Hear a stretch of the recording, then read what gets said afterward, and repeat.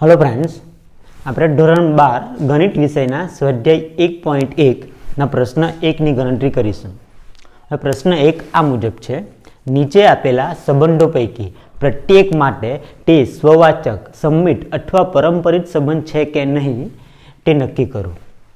એની અંદર પ્રથમ છે ગણ A = 1, 2, 3 અપ ટુ 13, 14 પર વ્યાખ્યાયિત સંબંધ R = xy કે જ્યાં 3x - y = 0.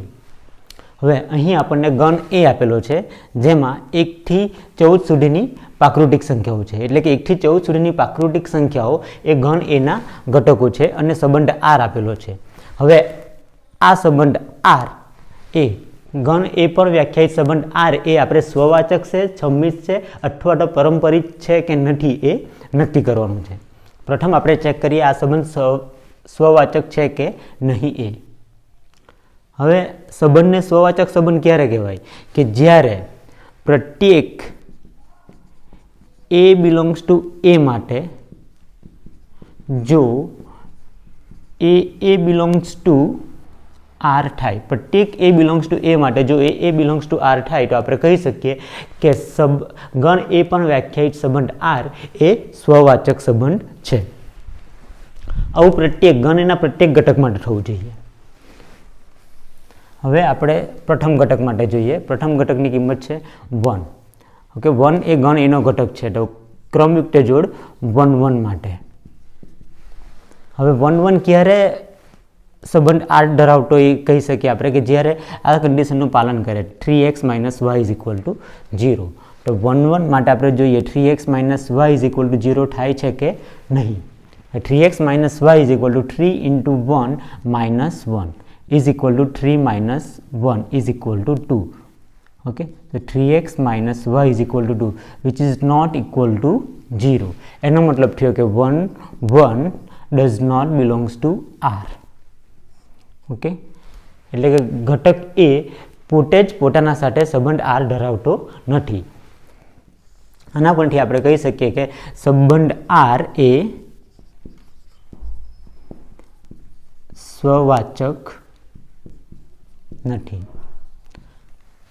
હવે આપણે ચેક કરીએ સંબંધ R સંમિત છે કે નહીં. હવે સંબંધ R સંમિત ક્યારે કહેવાય તો પ્રત્યેક A1 A2 belongs to A માટે જો A1 A2 ક્રમયુક્ત જોડ A1 A2 belongs to R હોય તો implies that A2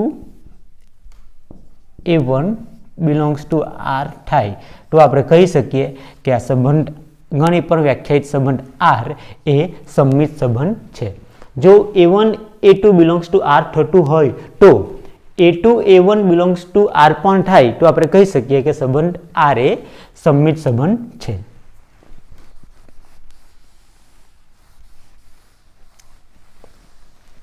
હવે આપણે આ 3x - y છે તેના ઉપરથી આપણે ક્રમયુક્ત જોડ લઈએ 1 3.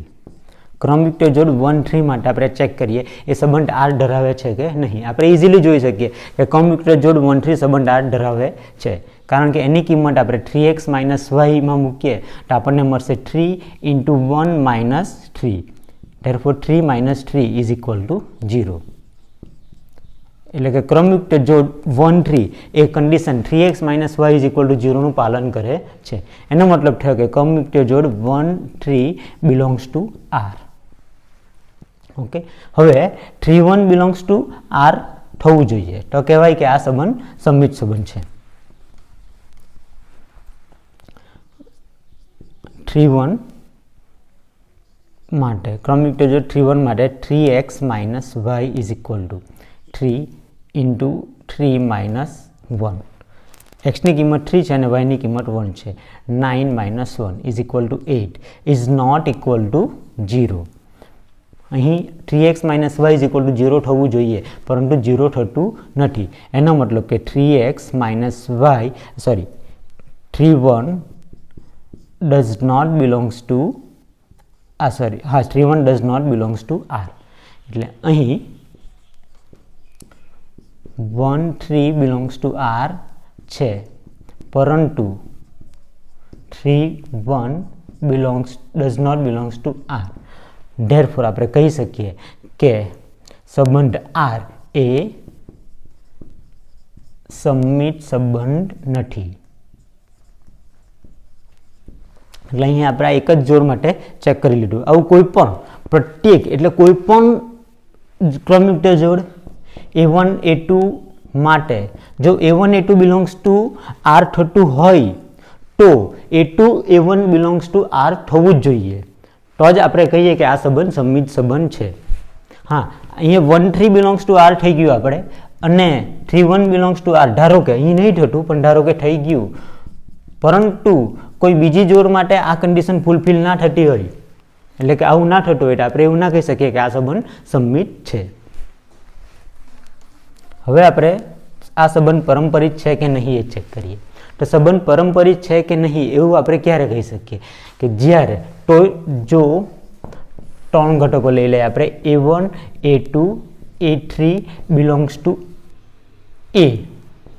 એનો મતલબ કે A1 A2 અને A3 એ ગણ એના ઘટકો છે.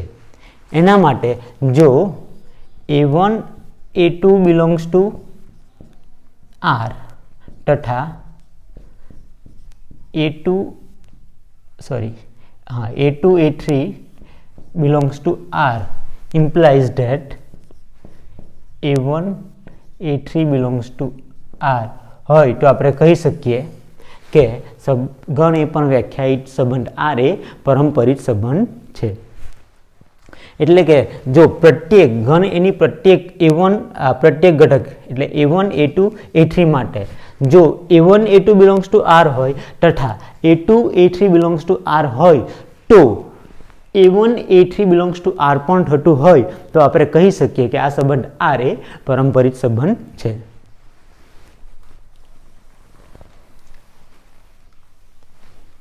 હવે અહીં આપણે જોઈ ગયા કે 1 3 belongs to R છે, બરોબર. એને જ આપણે A1 A2 લઈએ, એનું ઘટક જોઈએ તો આપણે અહીંયા 3 મૂકીશું તો અહીંયા આપણે y ની કિંમત 9 લઈએ તો 3 9 બિલોંગ્સ ટુ R થશે. તો ઘટક 3 9 માટે ક્રમયુક્ત જોડ 3 9 માટે 3x માઇનસ y ની કિંમત થશે 3 × 3 માઇનસ 9, કારણ કે x ની કિંમત 3 છે અને y ની કિંમત 9. હવે અહીં જોઈશું તો 9 minus 9 is equal to 0, 3x minus y. એટલે આપણી જે કન્ડિશન છે, શરત છે, એનું પાલન થાય છે. એનો મતલબ કે 3 9 બિલોંગ્સ ટુ R. એટલે અહીં આપણે જોઈએ કે 1 3 બિલોંગ્સ ટુ R છે અને 3 9 બિલોંગ્સ ટુ R છે. તો 1 અને 9 ક્રમયુક્ત જોડ 1 9 બિલોંગ્સ ટુ R થવું જોઈએ. તો 1 9 માટે 3x minus y is equal two, હવે અહીં x ની કિંમત આવશે 1 અને y 9, તો થશે 3 minus 9 is equal to minus 6.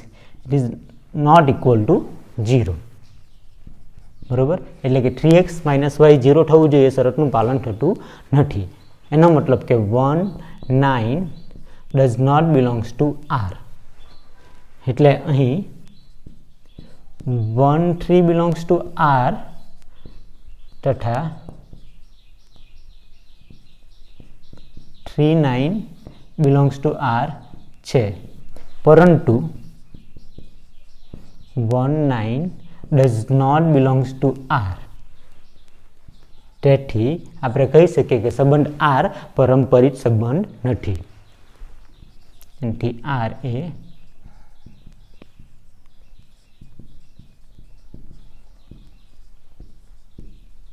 Second પ્રાકૃતિક સંખ્યાઓના ગણ n પર વ્યાખ્યાયિત સંબંધ R is equal two xy કે જ્યાં y is equal to x plus 5 અને x લેસ દેન 4. હવે અહીં આપણને પ્રાકૃતિક સંખ્યાઓનો ગણ આપેલો છે અને એના પણ વ્યાખ્યાયિત સંબંધ R આપેલો છે, બરોબર.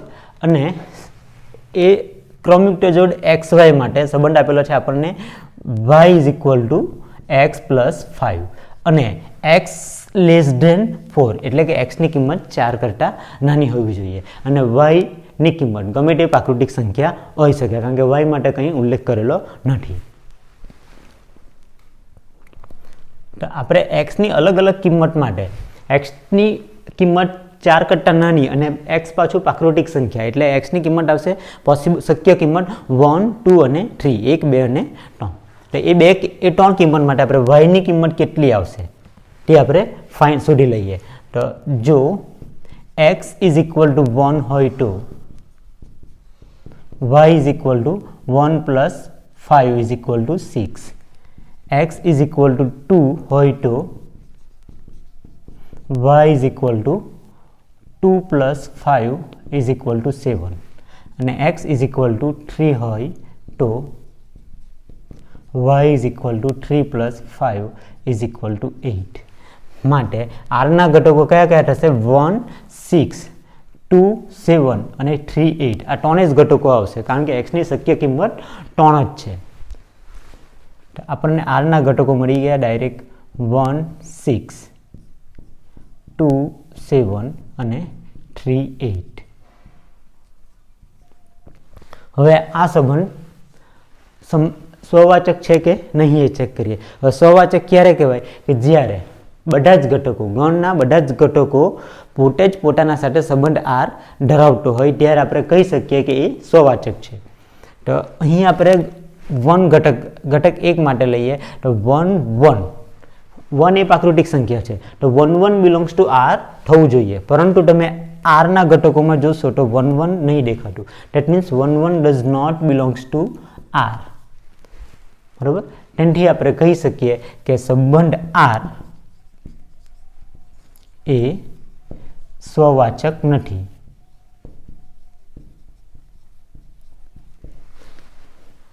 તમે અહીં પણ ચેક કરી શકો, એની કિંમત 1, 1 મૂકીને. હવે ક્રમયુક્ત જોડ 1, 1 માટે આ શરતનું પાલન થવું જોઈએ. તો 1, 1 એટલે x ઇઝ ઇક્વલ ટુ 1 અને y ઇઝ ઇક્વલ ટુ 1. હવે x ઇઝ ઇક્વલ ટુ 1 લઈએ તો y ની કિંમત 1 આવશે અને x પ્લસ 5 ની કિંમત 1 પ્લસ 5 એટલે કે 6 આવશે. બરોબર, તો y is equal to x plus 5 થવું જોઈએ, પરંતુ 1 ઇઝ નોટ ઇક્વલ ટુ 6 એટલે આપણે કહી શકીએ કે y is not equal to x plus 5 and therefore 1, 1 does not belongs to r. હવે આપણે ચેક કરીએ કે સંબંધ સંમિત છે કે નહીં. હવે સંમિત ક્યારે કહેવાય કે જો કોઈ પણ પ્રત્યેક a1, a2 belongs to r માટે a1, a2 belongs to r થતું હોય તો a2, a1 belongs to r પણ થવું જોઈએ. તો આપણે કહી શકીએ કે એ સંમિત સંબંધ છે. તો હવે આપણે r ના ઘટકોમાં જોઈશું તો આપણને ખ્યાલ આવે છે કે 1, 6 બિલોંગ્સ ટુ r છે. તમે જોઈ શકો છો કે 1, 6 એ r નો સભ્ય છે, પરંતુ 6, 1 does not belongs to r. બરોબર, એટલે કે આપણે કહી શકીએ કે સંબંધ r એ સંમિત સંબંધ નથી.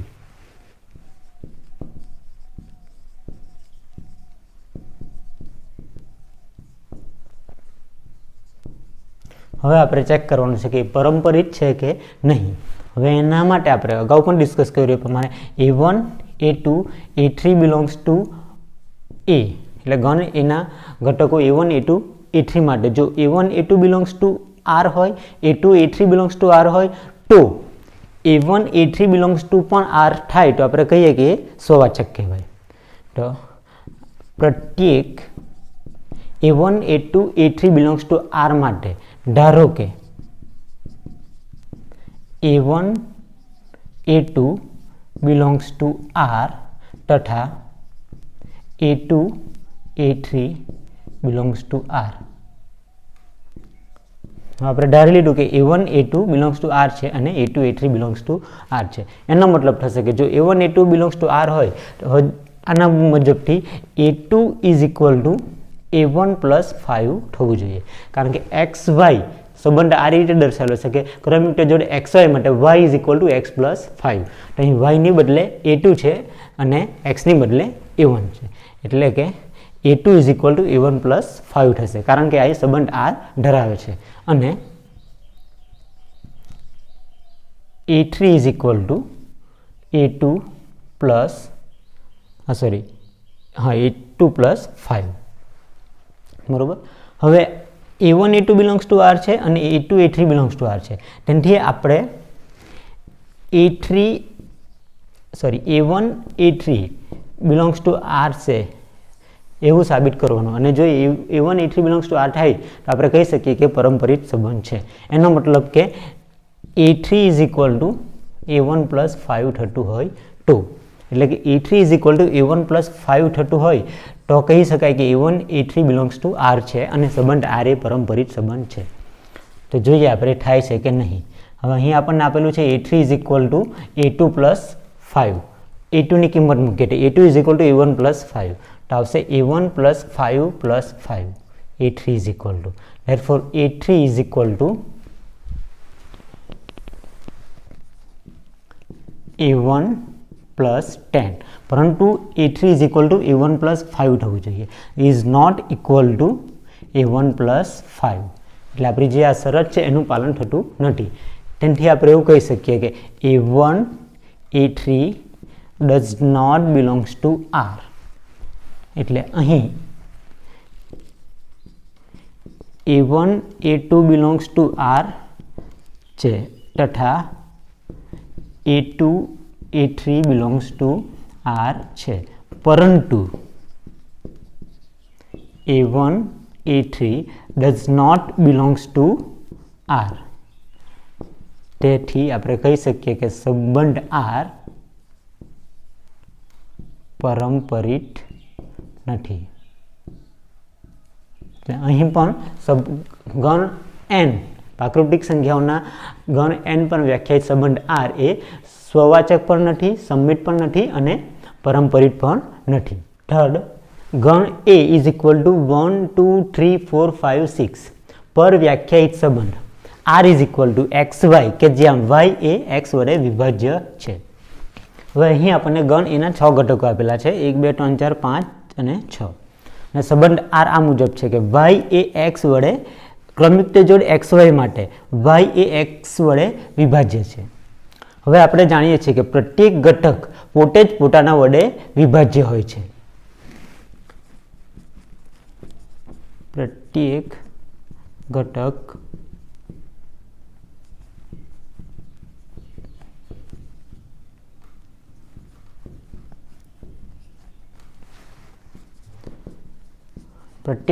એ પોતે જ પોતાના વડે વિભાજ્ય થાય છે. એનો મતલબ એવો થયો કે પ્રત્યેક x બિલોંગ્સ ટુ, અથવા તો આપણે એ લઈએ A બિલોંગ્સ ટુ A માટે, એટલે ગણ એના પ્રત્યેક ઘટક માટે A બિલોંગ્સ ટુ R થશે. કારણ કે ઘટક પોતે જ પોતાના વડે વિભાજ્ય હોય છે. 1 1 વડે વિભાજ્ય છે, 2 2 વડે વિભાજ્ય છે, એ જ રીતે 6 એટલે 6 વડે વિભાજ્ય છે. આનો મતલબ થયો કે સંબંધ R એ સ્વવાચક સંબંધ છે. હવે આપણે ચેક કરીએ સંમિત છે કે નહીં. તો અહીં આપણે જોઈ શકીએ કે ઘટક 1 2 માટે અથવા તો તમે 2 એ 1 વડે વિભાજ્ય છે. એનો મતલબ થાય કે 1 2 બિલોંગ્સ ટુ R, બરોબર. 2 એટલે Y એ X વડે વિભાજ્ય, Y એ X વડે વિભાજ્ય હોય તો એટલે ક્રમિક જોડ XY માટે Y એ X વડે વિભાજ્ય થવું જોઈએ. તો અહીં શરતનું પાલન થાય છે. 2 એ 1 વડે વિભાજ્ય છે, એનો મતલબ થયો કે 1 2 બિલોંગ્સ ટુ R, પરંતુ 1 એ 2 વડે વિભાજ્ય નથી. એનો મતલબ થશે કે 2 1 does not belongs to R, બરોબર. એટલે અહીં 1 2 belongs to R થાય છે, પરંતુ 2 1 does not belongs to R, એટલે 2 1 belongs to R થતું નથી. તેથી R એ સંમિત સંબંધ નથી, એટલે સંમિત નથી. હવે આપણે પરંપરિત છે કે નહીં એ ચેક કરીએ. એના માટે 3 ઘટકો લઈએ. ધારો કે અથવા તો પ્રત્યેક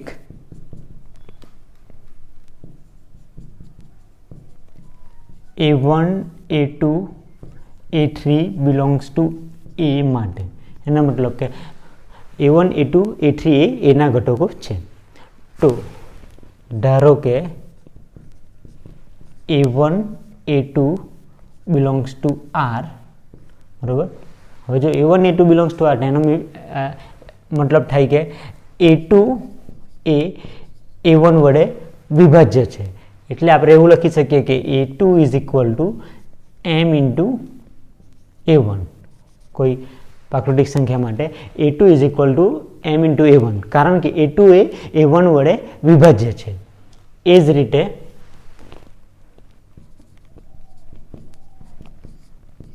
A2 A3 belongs to R લઈએ, તેનો મતલબ થશે કે A3 is equal two M. અહીં આપણે M1 લઈએ, એમને બદલે M1, અને અહીં આપણે M2 લઈએ, M2 ઇન્ટુ A2, કારણ કે A2 A3 belongs to R, એનો મતલબ થાય કે A3 એ A2 વડે વિભાજ્ય છે, અને જો A3 એ A2 વડે વિભાજ્ય હોય તો આપણે એને A3 is equal two M2 A2 લખી શકીએ. હવે અહીં આપણે લીધું કે A1 A2 belongs to R છે અને A3 A2 belongs to R છે, એટલે આપણે સાબિત કરવાનું છે કે A1 A3 belongs to R. આપણે ચેક કરવાનું છે કે A1 A3 belongs to R થાય કે નહીં. જો એ થતું હોય તો એ પરંપરિત છે, અને ના થાય તો એ પરંપરિત નથી. A1 A3 belongs to R એટલે કે A1 is equal two A3 is equal to A1 into કંઈક પ્રાકૃતિક સંખ્યા આવે તો આપણે કહી શકીએ કે આ A1 A3 belongs to R છે. તો અહીં જોઈ શકો છો તમે કે A3 is equal two M2 into A2 છે. તો A2 ની કિંમત આપણે મૂકીએ, A2 is equal two M1 into A1, તો આના બરાબર થશે M2 M1 ઇન્ટુ A1. હવે M1 અને M2 એની બદલે આપણે M લઈએ, તો A3 is equal two M into A1. એટલે આપણે કહી શકીએ કે A3 એ A1 વડે વિભાજ્ય છે. એનો મતલબ થયો કે A1 A3 belongs to R.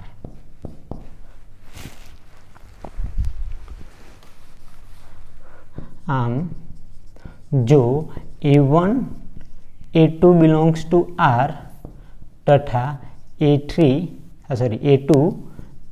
A3 belongs to R implies that A1 A3 belongs to R. માટે આર એ પરંપરિત સંબંધ છે. એટલે અહીં ગણ એ પણ વ્યાખ્યાયિત સંબંધ આર એ સ્વવાચક સંબંધ છે અને પરંપરિત સંબંધ છે, પરંતુ સમમિત નથી. ફોર્થ, પૂર્ણાંકોના ગણ Z પર વ્યાખ્યાયિત સંબંધ R is equal two XY, કે જ્યાં X માઇનસ Y એ પૂર્ણાંક છે. તો અહીં સંબંધ R એ પૂર્ણાંકોના ગણ Z પર વ્યાખ્યાયિત છે. હવે આપણે સૌપ્રથમ ચેક કરીએ કે આ સંબંધ R સહવાચક છે કે નહીં. હવે જો પ્રત્યેક A બિલોંગ્સ ટુ Z માટે A બિલોંગ્સ ટુ R થાય તો આપણે કહી શકીએ કે આ સંબંધ R એ સ્વવાચક સંબંધ છે. પ્રત્યેક A બિલોંગ્સ ટુ Z માટે A minus A is equal to 0 ને 0 બિલોંગ્સ ટુ Z. એનાથી આપણે કહી શકીએ કે A બિલોંગ્સ ટુ R, કારણ કે સંબંધની વ્યાખ્યા મુજબ અહીં સંબંધ આપેલું છે કે પ્રત્યેક ક્રમયુક્ત જોડ XY માટે X માઇનસ Y એ પૂર્ણાંક છે. એનો મતલબ કે જો X માઇનસ Y એ પૂર્ણાંક હોય તો XY belongs to XY belongs to R થાય. તો અહીં A minus A is equal to 0 એટલે કે એ પૂર્ણાંક છે. એનો મતલબ A બિલોંગ્સ ટુ R. બરાબર. હવે પ્રત્યેક A બિલોંગ્સ ટુ Z માટે A બિલોંગ્સ ટુ R થાય છે. તેથી આપણે કહી શકીએ કે R એ સ્વવાચક છે.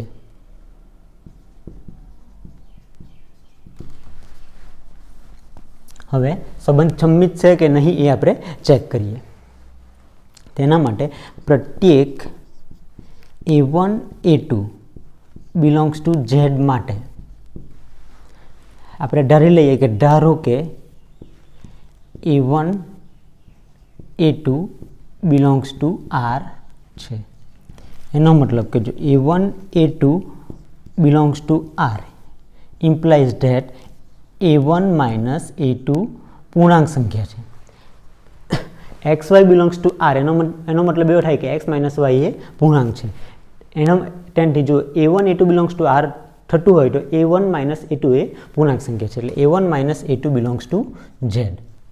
હવે જો A1 minus A2 belongs to Z થાય તો A2 minus A1 belongs to Z થશે. A1 માઇનસ A2 પૂર્ણાંક સંખ્યા હોય તો A2 માઇનસ A1 પણ પૂર્ણાંક સંખ્યા જ થશે. હવે જો A2 minus A1 belongs to Z થાય તો આપણે કહી શકીએ સંબંધની વ્યાખ્યા મુજબ કે A2 A1 belongs to R, કારણ કે A2 માઇનસ A1 પૂર્ણાંક સંખ્યા હોય તો A2 A1 belongs to R થાય, કારણ કે x માઇનસ y પૂર્ણાંક હોય તો xy બિલોંગ્સ ટુ R થાય એટલા માટે. હવે A1 A2 પ્રત્યેક A1 A2 belongs to Z માટે A1 A2 belongs to R થતું હોય તો A2 A1 belongs to R થાય છે. તેથી આ સંબંધ સ્વવાચક છે. તેથી સ્વવાચક નહીં, સંબંધ R એ સંમિત સંબંધ છે.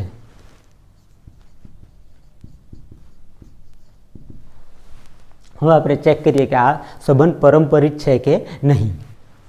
તેના માટે આપણે 3 ઘટકો ઘન ઝેડમાં આવેલા લઈએ તો પ્રત્યેક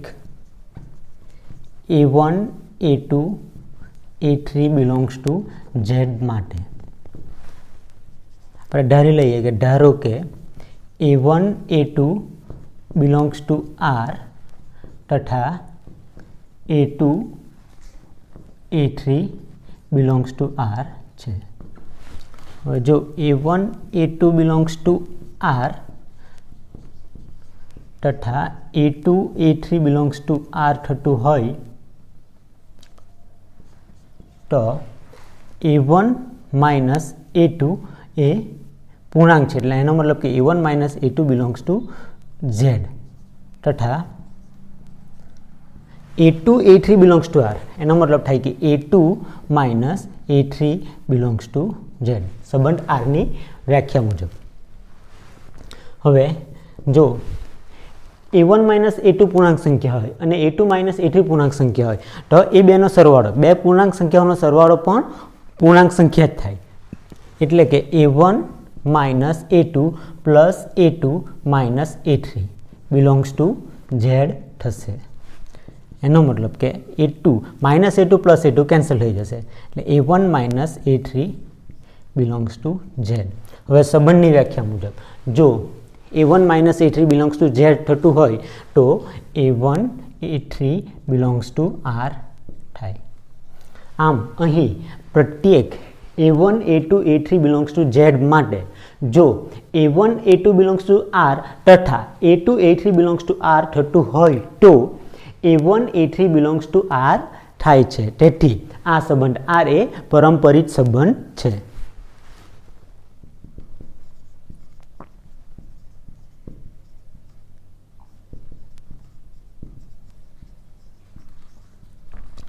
આમ પૂર્ણાંકોના ઘન Z પર વ્યાખ્યાયિત સંબંધ R એ સ્વવાચક છે, સંમિત છે અને પરંપરિત પણ છે. 5th, અહીં આપણને કોઈ એક ચોક્કસ સમયે કોઈ એક નગરમાં વસતા મનુષ્યના ગણ A પર વ્યાખ્યાયિત સંબંધો આપેલા છે. આ ગણ A પર વ્યાખ્યાયિત 5 સંબંધો આપેલા છે, A, B, C, D અને E. અને આ સંબંધો સ્વવાચક છે, સંમિત છે અથવા પરંપરિત છે કે નહીં એ આપણે ચેક કરવાનું છે. તો સૌપ્રથમ આપણે એમાં આપેલા સંબંધ વિશે જોઈએ. તો અહીં R is equal two XY કે જ્યાં X અને Y એક જ સ્થળે કામ કરે છે. તો પ્રત્યેક A બિલોંગ્સ ટુ A માટે, એટલે કે ગણ એના પ્રત્યેક ઘટક માટે, બરાબર. ગણ એટલે કોઈ એક ચોક્કસ સમયે કોઈ એક નગરમાં વસતા મનુષ્યનો ગણ. પ્રત્યેક A બિલોંગ્સ ટુ A માટે આપણે કહી શકીએ કે A અને A એક જ સ્થળે કામ કરે છે, કારણ કે વ્યક્તિ પોતે અને પોતે જ ઓબ્વિયસલી એક જ સ્થળે કામ કરવાના, કારણ કે એક વ્યક્તિ એક સાથે બે જગ્યાએ કામ કરી ના શકે, બરાબર. એનો મતલબ થયો કે A બિલોંગ્સ ટુ R. તેનાથી આપણે કહી શકીએ કે સંબંધ R એ સ્વવાચક છે, કારણ કે પ્રત્યેક A બિલોંગ્સ ટુ A માટે A બિલોંગ્સ ટુ R થાય છે. હવે આપણે ચેક કરીએ કે આ સંબંધ સંમિત છે કે નહીં. તો એના માટે પ્રત્યેક A1 A2 બિલોંગ્સ ટુ એ માટે, એટલે કે ગણ એમાં આવેલા પ્રત્યેક ઘટક A1 A2 માટે. ધારો કે A1 A2 belongs to R, બરાબર. ધારો કે A1 A2 belongs to R, એનો મતલબ કે A1 અને A2 એક જ સ્થળે કામ કરે છે. A1 A2 belongs to R એનો મતલબ થશે કે A1 અને A2 એક જ સ્થળે કામ કરે છે. આપણે બીજી રીતે એમ પણ કહી શકીએ કે A2 અને A1 એક જ સ્થળે કામ કરે છે, કે બંને સેમ જ થયું. A1 અને A2 એક જ સ્થળે કામ કરે છે અને A2 અને A1 એક જ સ્થળે કામ કરે છે. હવે જો A2 અને A1 એક જ સ્થળે કામ કરે છે તો એનો મતલબ થાય કે A2 A1 belongs to R. આમ જો A1 A2 belongs to R થાય તો A2 A1 belongs to R થાય છે. તેથી આપણે કહી શકીએ કે સંબંધ R એ સમમિત સંબંધ છે. હવે આપણે ચેક કરીએ કે આ સંબંધ પારંપરિક છે કે નહીં. તો પ્રત્યેક A1 A2 A3 belongs to R માટે, Z માટે, ગણ એમાં આવેલા ઘટકો A1 A2 અને A3 માટે એ આવશે. પ્રત્યેક A1 A2 A3 belongs two Z માટે. ધારો કે A1 A2 belongs to R તથા A2 A3 belongs to R. એનો મતલબ એવો થયો કે A1 અને A2 એક જ સ્થળે કામ કરે છે તથા A2 અને A3 એક જ સ્થળે કામ કરે છે. A1 A2 એક જ સ્થળે કામ કરે અને A2 અને A3 પણ એક જ સ્થળે કામ કરે. એટલે આપણે એવું કહી શકીએ કે A1 અને A3 પણ એક જ સ્થળે કામ કરે છે. અને જો A1 અને A3 એક જ સ્થળે કામ કરતા હોય તો A1 A3 belongs to R થશે. એટલે અહીં A1 A2 belongs to R તથા A2 A3 belongs to R થતું હોય તો A1 A3 belongs to R થાય છે. તેથી આપણે કહી શકીએ કે ગણ એ પણ વ્યાખ્યાયિત સંબંધ R એ પારંપરિક સંબંધ છે. આમ અહીં ગણ એ પણ વ્યાખ્યાયિત સંબંધ R એ સ્વવાચક છે, સમમિત છે અને પારંપરિક છે.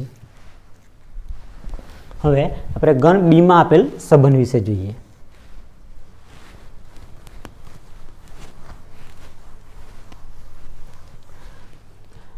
ગણ બીમાં આપણને આપેલ છે R is equal two XY, કે જ્યાં X અને Y એક જ વિસ્તારમાં કામ કરે છે. અહીં આપણે લઈએ પ્રત્યેક A બિલોંગ્સ ટુ A માટે. અહીં પણ ગણ એ જ આવશે. કોઈ એક ચોક્કસ સમયે કોઈ એક નગરમાં વસતા મનુષ્યનો ગણ એ. પ્રત્યેક A બિલોંગ્સ ટુ A માટે આપણે કહી શકીએ કે A અને A એક જ વિસ્તારમાં રહે છે. કારણ કે વ્યક્તિ પોતે અને પોતે એક જ વિસ્તારમાં રહેવાનો, બરાબર. એક જ વ્યક્તિ બે અલગ અલગ વિસ્તારમાં એક સાથે ના રહી શકે. એનો મતલબ એવો થયો કે A બિલોંગ્સ ટુ R.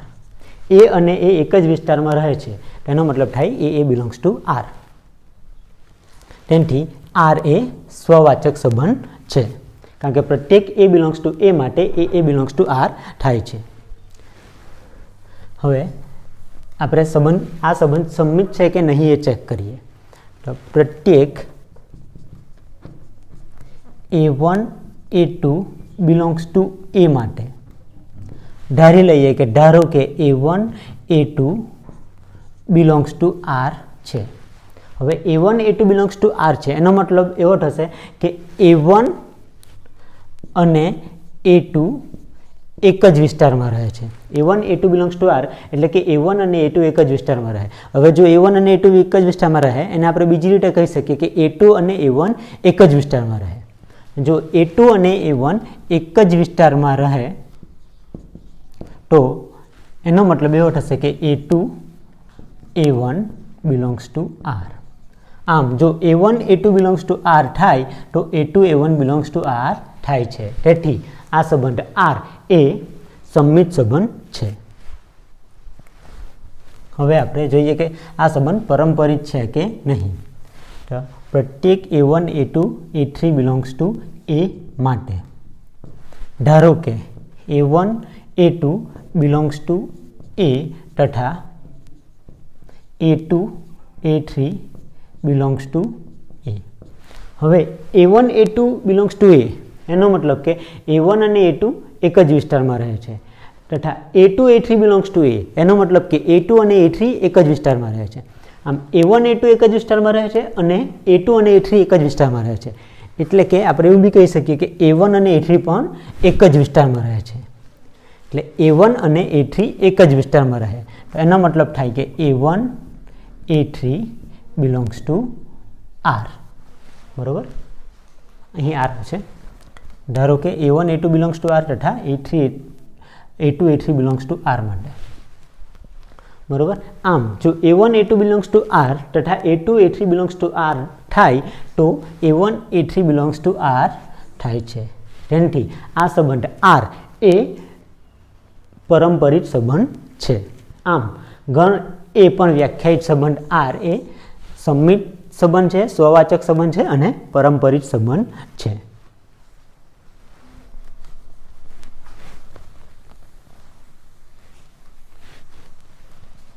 હવે સી એમાં આપેલું છે R is equal two XY, એક્સની ઊંચાઈ વાયની ઊંચાઈ કરતાં બરાબર 7 સેન્ટીમીટર વધારે છે. એક્સની ઊંચાઈ વાયની ઊંચાઈ કરતાં બરાબર 7 સેન્ટીમીટર વધારે છે. તો પ્રત્યેક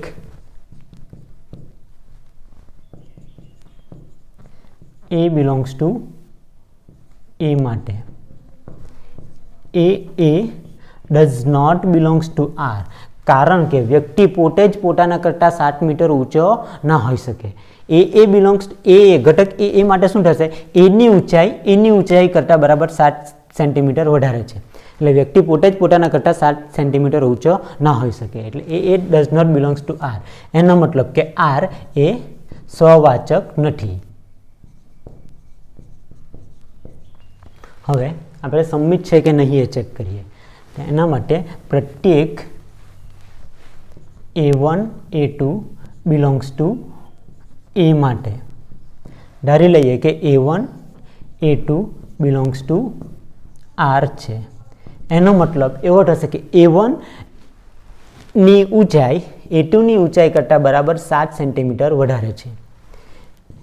A1 ની ઊંચાઈ A2 ની ઊંચાઈ કરતાં બરાબર 7 સેન્ટીમીટર વધારે છે.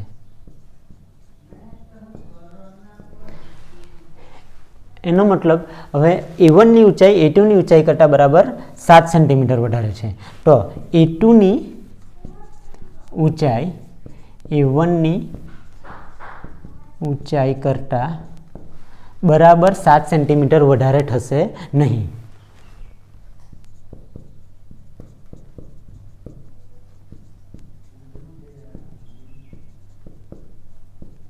કારણ કે જો A1 ની ઊંચાઈ A2 ની ઊંચાઈ કરતાં 7 સેન્ટીમીટર વધારે હોય તો A2 ની ઊંચાઈ A1 ની ઊંચાઈ કરતાં બરાબર 7 સેન્ટીમીટર ઓછી હશે, એટલે કે નીચી હશે.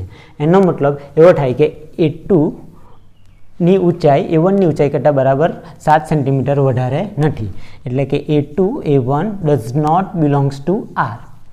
આમ જો A1 A2 belongs to R હોય તો A2 A1 belongs to R થતું નથી, માટે સંબંધ R એ સંમિત સંબંધ નથી. હવે આપણે ચેક કરીએ કે આ સંબંધ પરંપરિત છે કે નહીં. તો પ્રત્યેક A1 A2 A3 belongs to A માટે આપણે ધારી લઈએ કે A1 A2 belongs to R તથા A2 A3 belongs to R.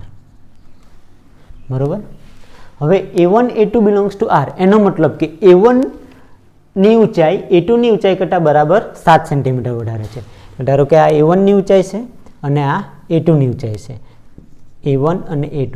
તો A1 ની ઊંચાઈ A2 ની ઊંચાઈ કરતાં બરાબર 7 સેન્ટીમીટર વધારે છે. બરાબર, અને A2 A3 belongs to R એટલે કે A2 ની ઊંચાઈ A3 ની ઊંચાઈ કરતાં બરાબર 7 સેન્ટીમીટર વધારે છે, એટલે આ A3 ની ઊંચાઈ અને આ A2 ની ઊંચાઈ. તો A2 ની ઊંચાઈ A3 ની ઊંચાઈ કરતાં બરાબર 7 સેન્ટીમીટર વધારે છે. બરાબર, તો A1 ની ઊંચાઈ A2 ની ઊંચાઈ કરતાં બરાબર 7 સેન્ટીમીટર વધારે થશે નહીં, પણ A1 ની ઊંચાઈ A3 ની ઊંચાઈ કરતાં 14 સેન્ટીમીટર વધારે થશે. આ બેની ઊંચાઈનો તફાવત કેટલો આવશે? 14 સેન્ટીમીટર. આ 7 સેન્ટીમીટર અને આ 7 સેન્ટીમીટર. એટલે કે A1 ની ઊંચાઈ A3 ની ઊંચાઈ કરતાં બરાબર 7 સેન્ટીમીટર વધારે થશે નહીં. એટલે A1 A3 does not belongs to R. આમ જો A1 A2 belongs to R તથા A2 A3 belongs to R હોય તો A2 થતું હોય તો A1 A2 does not belongs to R થાય છે. A1 A2 belongs to R તથા A2 A3 belongs to R થતું હોય તો A1 A3 belongs to R થતું નથી. એટલે કે સંબંધ R એ પરંપરિત સંબંધ નથી. આમ સી માટે સંબંધ ગણ એ પણ વ્યાખ્યાયિત સંબંધ R એ સ્વવાચક પણ નથી, સંમિત પણ નથી અને પરંપરિત પણ નથી. હવે ડી જરાક ઇન્ટરેસ્ટેડ છે, મજા આવે એવું છે, બરોબર. ડીમાં આપણને આપેલું છે R is equal to x Y.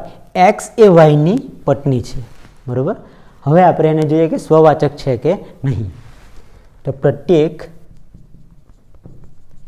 A belongs to A માટે A does not belongs to A, કારણ કે વ્યક્તિ પોતે જ પોતાની પત્ની ના હોઈ શકે, ભલે એ પુરુષ હોય કે સ્ત્રી હોય, બરોબર. એટલે વ્યક્તિ પોતે જ પોતાની પત્ની ના થાય એનો મતલબ કે A does not belongs to R, sorry. એટલે કે આ સંબંધ સ્વવાચક સંબંધ નથી. હવે આપણે જોઈએ કે સંમિત છે કે નહીં. તો ધારો કે A1 A2 belongs to A1 A2 belongs to A માટે ધારો કે A1 A2 belongs to R. એનો મતલબ કે A1 એ A2 ની પત્ની છે, બરોબર. શું થશે? A1 એ A2 ની પત્ની છે. હવે જો A1 એ A2 ની પત્ની હોય તો A2 એ A1 ની પત્ની થશે નહીં, પરંતુ A2 એ A1 નો પતિ થશે, બરોબર.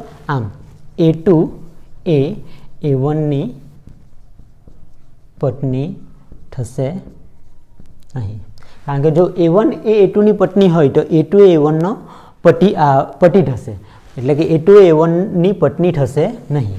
આમ A2 A1 does not belongs to R. આમ પ્રત્યેક A1 A2 belongs to A માટે A1 A2 belongs to R હોય તો A2 A1 belongs to R થતું નથી. A2 A1 does not belongs to R. એટલે સંબંધ R એ સંમિત સંબંધ નથી. હવે આપણે ચેક કરીએ કે આ સંબંધ પરંપરિત છે કે નહીં. પ્રત્યેક A1 A2 A3 belongs to A માટે હવે એમાં આપણે એવું ધારવું પડશે કે A1 A2 belongs to R તથા A2 A3 belongs to R. હવે આપણે આ ધારી ના શકીએ તો પણ ધારવું પડશે, કારણ કે A1 A2 belongs to R એનો મતલબ થાય કે A1 એ A2 ની પત્ની છે, બરોબર. જોજો A1 એ A2 ની પત્ની છે અને A2 A3 belongs to R એનો મતલબ થશે કે A2 એ A3 ની પત્ની છે, બરોબર.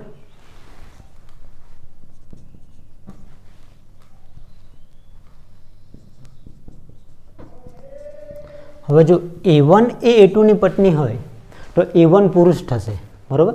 એટલે A2 પુરુષ થશે, એટલે A2 A3 ની પત્ની થઈ શકે નહીં.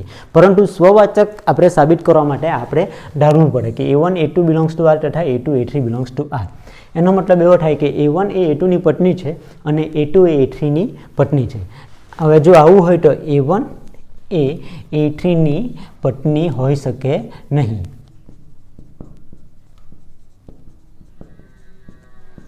તેથી A1 A3 does not belongs to R.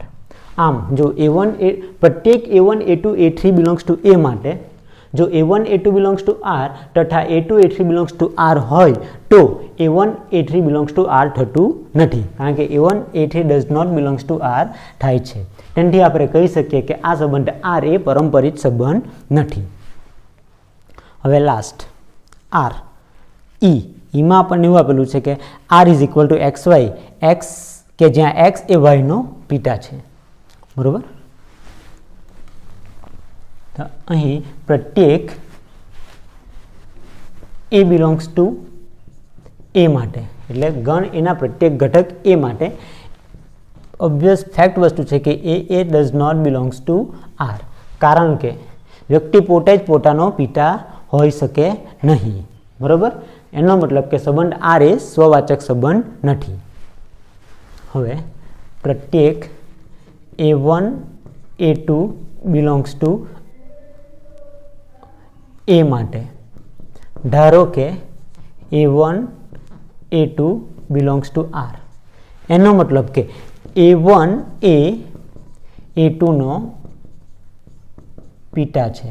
સંબંધની વ્યાખ્યા મુજબ A1 એ A2 નો પિતા છે, તેથી A2 એ A1 નો પિતા હોઈ શકે નહીં. બરાબર, એટલે A2 એ A1 નો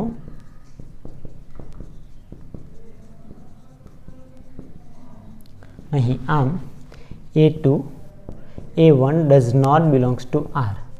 આમ જો આમ પ્રત્યેક A1 A2 belongs to R માટે A1 A2 belongs to R હોય તો A2 A1 belongs to R થતું નથી. A2 A1 does not belongs to R થાય છે, માટે સંબંધ R એ સંમિત સંબંધ નથી. હવે આપણે જોઈએ કે પરંપરિત છે કે નહીં. તો પ્રત્યેક A1 A2 A3 belongs to A માટે A1 A2 A3 belongs to A માટે ધારો કે A1 A2 belongs to R તથા A2 A3 belongs to R. હવે A1 A2 belongs to R એટલે કે A1 એ A2 નો પિતા છે અને A2 A3 belongs to R એટલે કે A2 એ A3 નો પિતા છે.